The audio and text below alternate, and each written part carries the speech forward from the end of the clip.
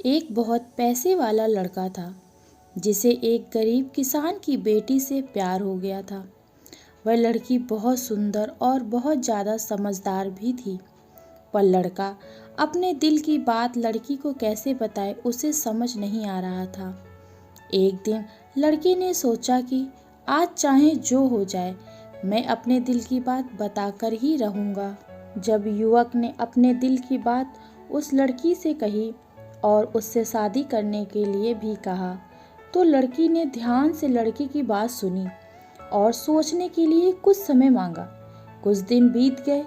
लड़का लड़की के जवाब का इंतजार बड़ी बेसब्री से कर रहा था, क्योंकि उसे यकीन था कि लड़की शादी के लिए हाँ ही कहेगी, क्योंकि किस चीज़ की कमी है उसमें।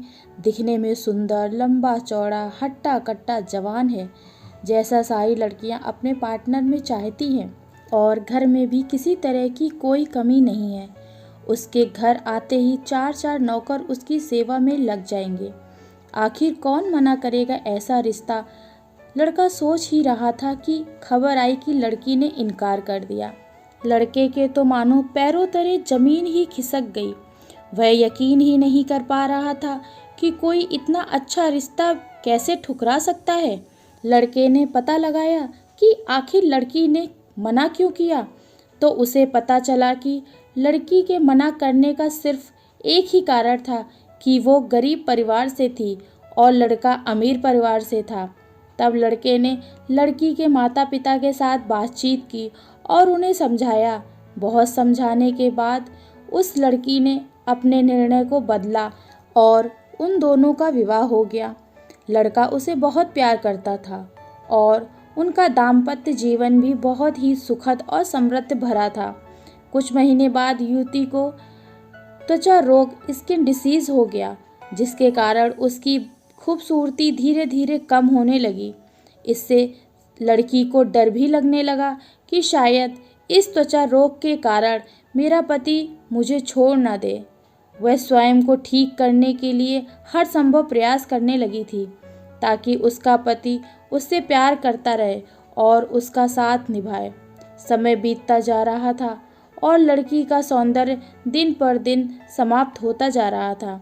एक दिन वह युवक एक काम के लिए दूसरे नगर में गया हुआ था।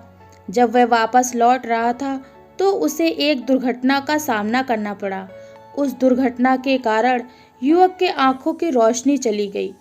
इस दुर्घटना के कुछ समय बाद उसका जीवन पुनः सामान्य और खुशियों से भरा होने लगा। चर्म रोग के कारण वह लड़की दिन प्रतिदिन कमजोर और बदसूरत हो गई।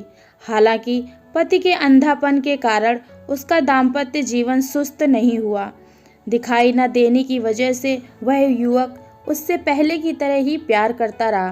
कुछ वर्षों बाद उस लड़की की बीमारी के कारण असमय मृत्यु हो गई। पत्नी के निधन के बाद वह युवक अंदर से दुखी हो गया और शहर को छोड़ने का निर्णय लिया। उस समय उसके पड़ोसी ने उसे संबोधित करते हुए कहा, अब आप तो अपनी पत्नी के बिना अकेले पड़ जाएंगे। वह आपका ध्यान रखती थी और आपके लिए काफ़ी मेहनत करती थी। अब आप जीवन के इस अंधकार का कैसे सामना करेंगे? इसका आपको कुछ भी ख्याल है?